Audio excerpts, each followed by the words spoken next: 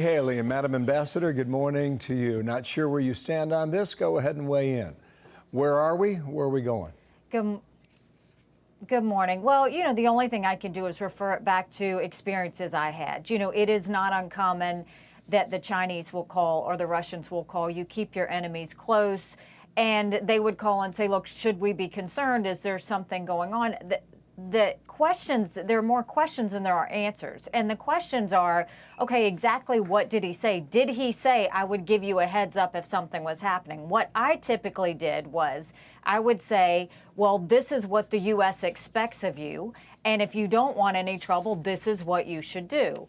I would immediately give that right out to the interagency so that every agency head saw the call that I had. And then I'd pick up the phone and call the president and say, I just talked to the Chinese. This is what they're thinking. This is what I said.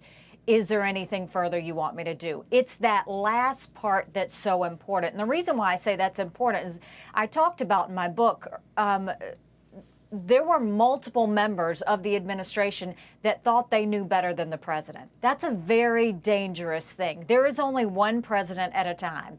And for you to go and have the call with the Chinese, there's nothing wrong with that. For you not to tell the president that you had that call with the Chinese and for him not to be aware, that's the problem.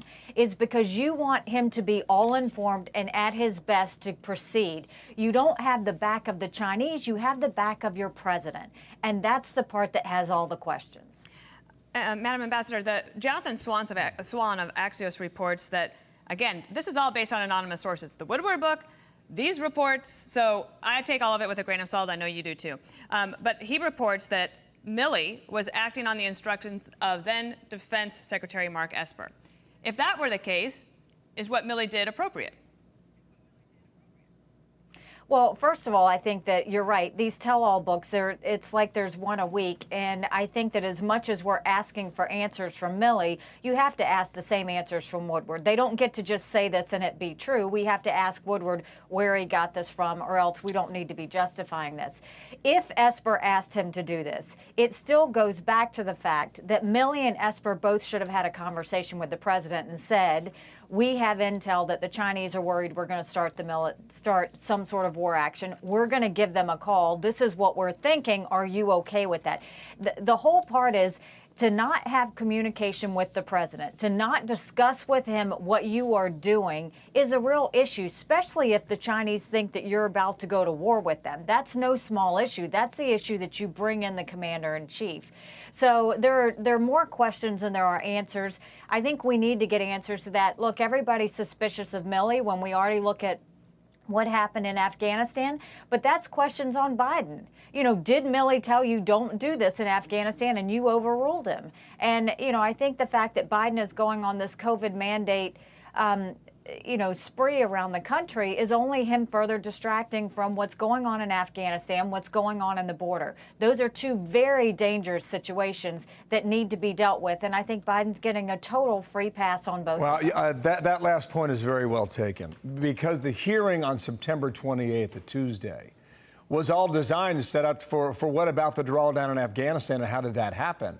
And a lot of that is being lost now, Madam Ambassador.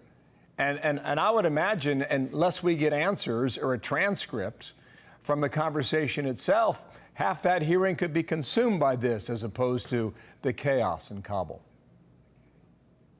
Well, the first thing I'll say is the reason Biden has full faith in Milley is because Milley didn't do this to Biden. If Milley had done this to Biden, he would be all upset and have the same issues and the same concerns. And look, if you'll do it to one president, you'll do it to another. This is where protocols need to be clarified. This is where, a president needs to go in there and say, I don't care what it is. If you hear from one of our adversaries, if you make a call to one of our adversaries, I want to know about it. I want to know what's going to happen. That's the part that is missing. I'll tell you on the transcripts, I'm very cautious about releasing transcripts just because, look, none of our allies, none of our adversaries will talk to us if they know it's going to all go out to the American public. There is, a lot of that is national security, and you have to be able to hold that. So I'm not quick to say, release the transcript. I am quick to say, pull Milley in, pull Esper in, let's get answers on Afghanistan. Let's get answers on protocols and how you're handling our adversaries going forward. Biden deserves to know it. Trump deserves to know it. And the American public deserves to know the protocols that are in place when an adversary calls. Thank you Good for point. coming on. Thank you so much. We appreciate you. Nikki Haley, thank you. Come back soon.